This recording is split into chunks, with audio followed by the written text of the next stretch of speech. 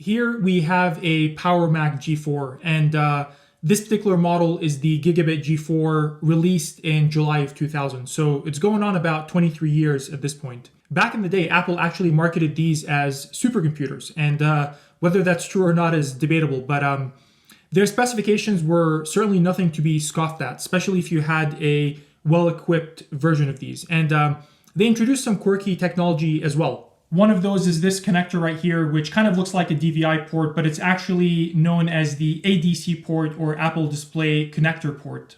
Thankfully, there's a regular monitor connection right next to it because ADC never really caught on. It only lasted for a few years before it was discontinued. Now, the way that you open this computer is one of the most elegant things about its design. It's got a handle here that you pry up, and it just folds right down.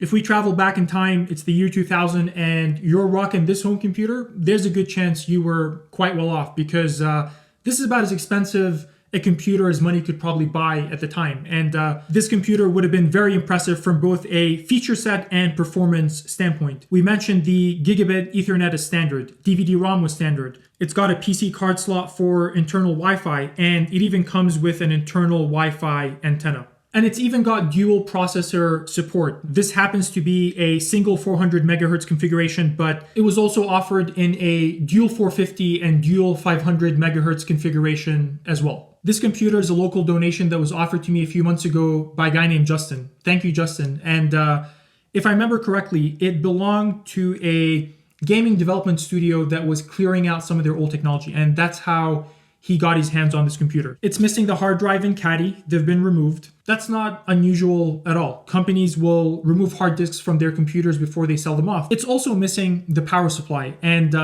in true Apple fashion, the power supply is proprietary as well. So it's not like you can just take any run-of-the-mill ATX power supply and toss it in here to see if it works. At least not without modifying it first. Which brings us to today's project, modifying a regular ATX power supply to work inside my Power Mac G4. In addition to our ATX power supply, we have a 24-pin ATX extension cable, and we have a few 3-amp diodes, and we'll talk more about these a little bit later. All the credit for this modification goes to a website by the name of atxg4.com.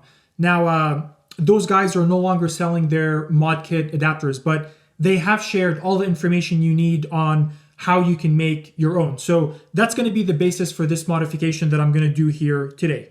What dictated my selection of power supply is the placement of the fan and power connector. And you don't have a lot of options when it comes to fan placement in this configuration anymore. Most modern power supplies have a massive fan on the side, but that's not how this computer is designed for cooling. If you look at the silhouette here, we have the fan grill and we have some outlets for the power connector. So in the event that some modification is needed to either the case or the power supply, I wanted those to be as minimal as possible. The idea behind this extension cable is that we do all of our modification on the extension wiring. That way we leave the power supply unmodified and we leave the motherboard unmodified. You're probably wondering what we're going to use these diodes for, and that's where the brilliance of this modification comes in. These ATX power supplies deliver 3 primary voltages. You have 3.3 volts, 5 volts, and 12 volts. What's unique about the Power Mac G4 is that it's got a 28 volt rail, and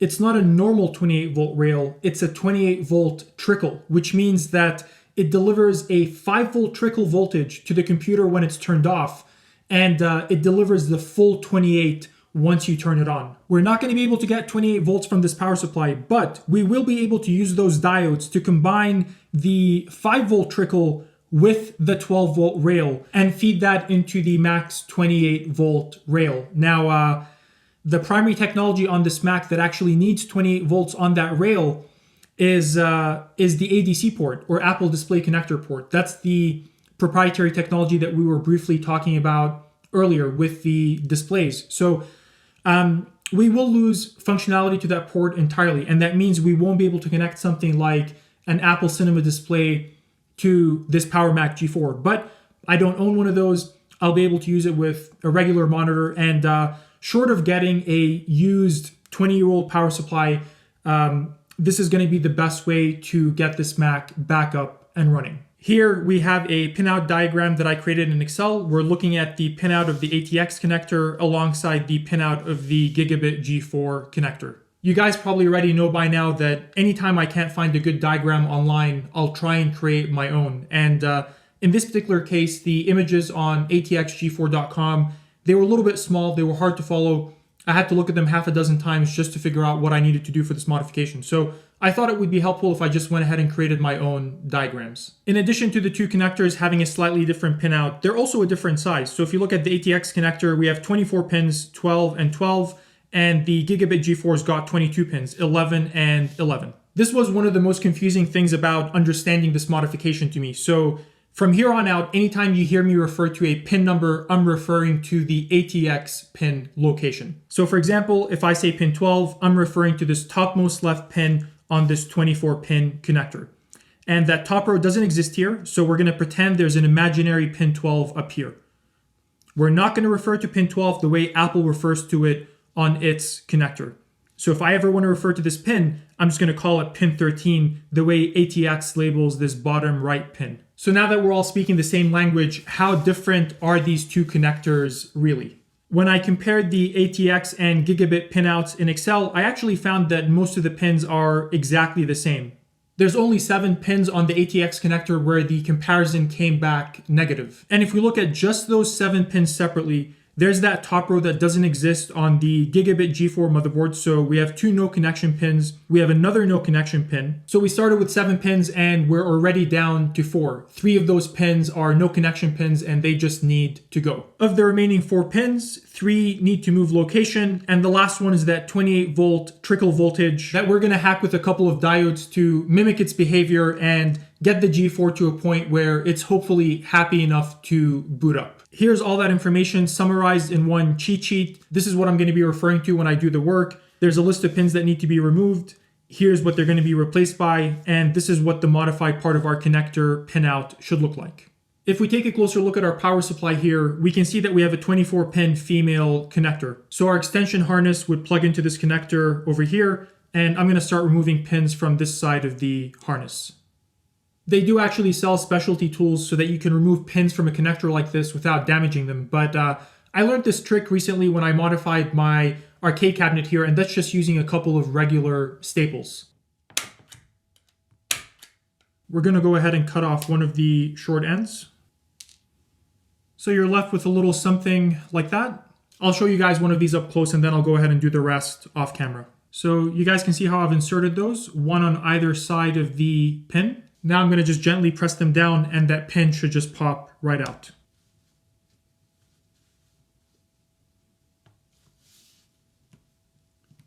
Just like that. That took no effort at all. What we've accomplished by doing that is that we've very gently bent down these 2 tiny little wings on either side of this connector, so it slides out without causing any damage.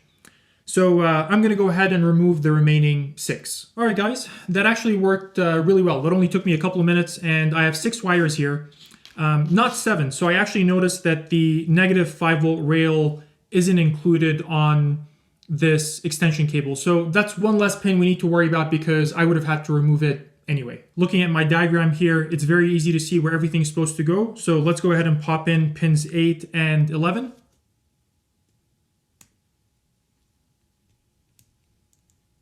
Now for pin 20, there's another ground, but I don't have an extra ground to put there. But we actually don't have to put anything in that pin at all. When you have multiple grounds next to each other like this, they're usually connected on the motherboard. And I've already checked, all these 4 pins are actually just bridged on the motherboard side. So whether we put a ground here or not, it's not going to make a difference. Now for the final step, for my 28 volt trickle, I'm going to need the 5 volt trickle and the 12 volt line from the ATX side of the connector. So I don't need these 2 extra wires. I'm going to go ahead and remove them and let's get set up and solder everything in place. I'm all set up here. I've gone ahead and removed the 2 wires that I no longer need. We can just set those aside. And here's a closer look at those diodes if anyone's interested in the part number. So what we're going to do is combine the 2 negative ends of these diodes. That's the end marked with a stripe. And we're going to feed this into the max 28 volt trickle pin. And in theory, what's going to happen is when the MAC is turned off, the 5 volt trickle will be allowed to travel down this diode and go to the trickle pin, but it's not going to be able to backflow down the 12 volt rail this way.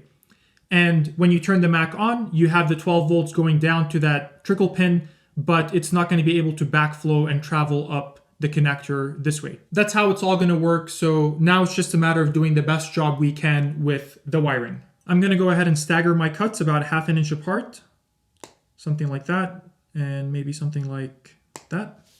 Now this side's going to be our 28 volt trickle side, so we're going to pop that in where it belongs, just like that. I've got some narrow heat shrink tubing here for the wires and a larger piece to cover up both diodes once everything's all buttoned up. Let's go ahead and pre-tin these 2 wires here. A little bit of flux.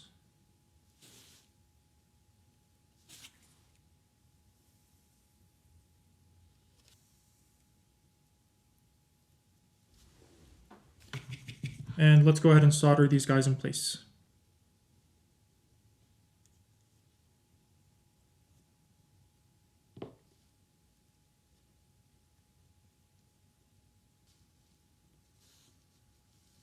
All right, let's go ahead and twist these together.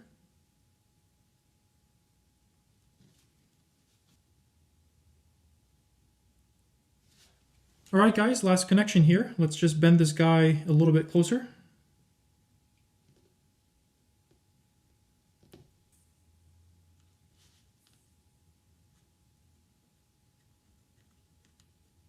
Let's go ahead and get that heat shrink tubing on there.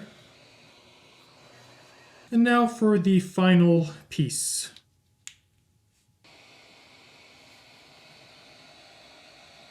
We're done here. So here's our modified harness. And it's got a little bit of slack if it needs to curl and bend in the case. But that actually turned out pretty good. Before we put this in our Mac, let's go ahead and do a few quick checks. I've gone ahead and just plugged this guy in. Now the physical switch is in the on position. We should be getting 5 volts out of that 28 volt trickle line. So we'll just pick a random ground here. This guy right here should do fine. And what are we getting on this purple line? We're getting 5 volts. And if our modification worked correctly, when the power supply starts up, that 5 volt trickle should switch to 12 volts. So let's go ahead and manually start this guy up. We can do that by shorting the power on pin. That's the green wire right here. All right, here we go. And it switched to 12 volts. It looks like our modification is successful. Now, when we turn the power supply off, that should automatically switch right back to 5 volts. And there we go. Nothing left to do but pop this guy in our computer and see if it's going to start up. All right, guys, I'm all set up here. I have VGA and sound hooked up, and that's going over HDMI to my capture card, so no keyboard and mouse just yet. The way that we're going to plug this in, we're going to line up the clip with the notch on the motherboard, and those 2 extra no connection pins, they're just going to hang out on the side of this connector right here, but it should otherwise click right in. Moment of truth. Now flip this guy on, and I'm going to push the power button here, and I see a light. It's turning on. There's a white light on the power button here. Nothing on the screen just yet. There we have it. Computer looks like it's working. Modification looks like it was successful.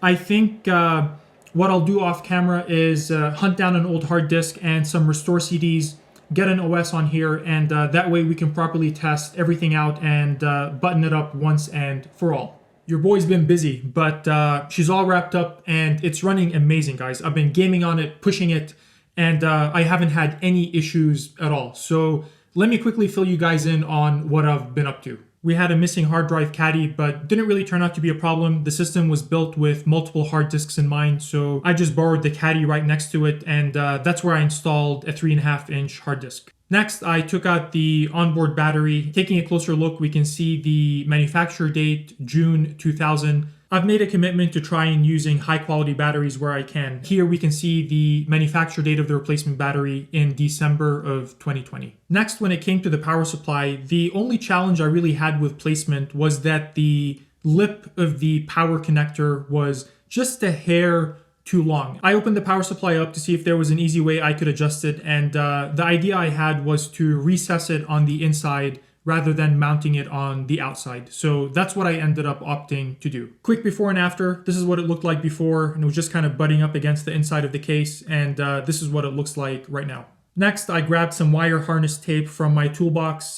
This is the kind of tape you would use if you're working on your car and you're doing some electrical wiring. I only did this with the ATX connector and the extension. I didn't do it with the rest of the wires, and the case looked a lot cleaner after doing that. And last but not least, the case fan. I'd completely forgotten about the fan. The solution I came up with was using the floppy drive connector on the power supply. So after removing the 2 pins that I need here, I'm just doing a test fit, and it was really snug. I could tell that it was going to work just fine. And this is what it looked like after I dressed it up with some heat shrink tubing and tucked it away in the back of the case with the rest of the wiring. Here's what the power supply looks like from the back. You can see the recessed connector.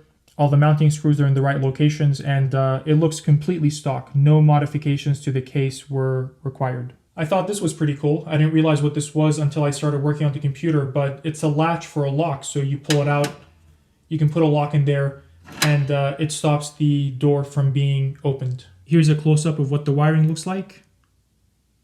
And it's not cable porn or anything, but I thought I did a good job tidying everything up. It looks really clean. When you guys see me staring into the corner, I'm usually looking at my MacBook hooked up to some capture hardware. So let's go ahead and turn this guy on, and then I'll switch over to some overlays.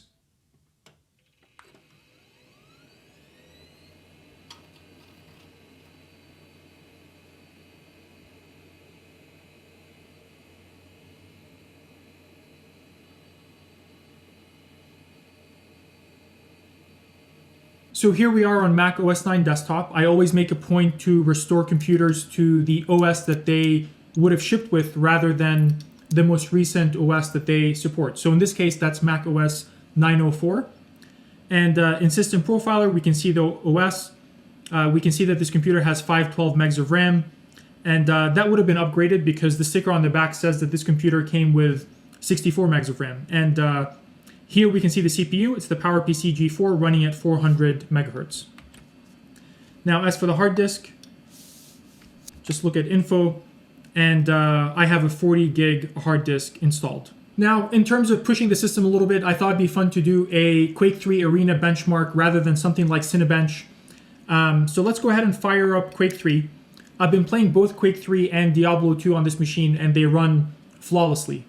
And both those games would have been released around the same time that this machine came out, so they're definitely appropriate for this sort of test.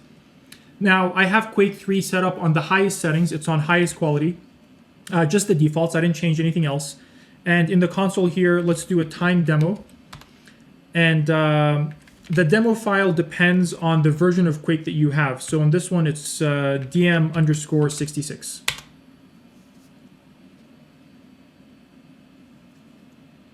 Now, anyone that played Quake 3 back in the day, you would almost never put your settings on high quality. It was all about speed. So you would usually have it on the fastest settings for gameplay rather than appearance. But even on the highest quality settings, the machine handled it just fine. And the game wouldn't normally play like this, by the way, just in case you're not familiar. This is a benchmark. It's pushing it as hard as it can. But I was consistently getting 35 to 40 FPS, highest quality settings on the Quake 3 Arena benchmark.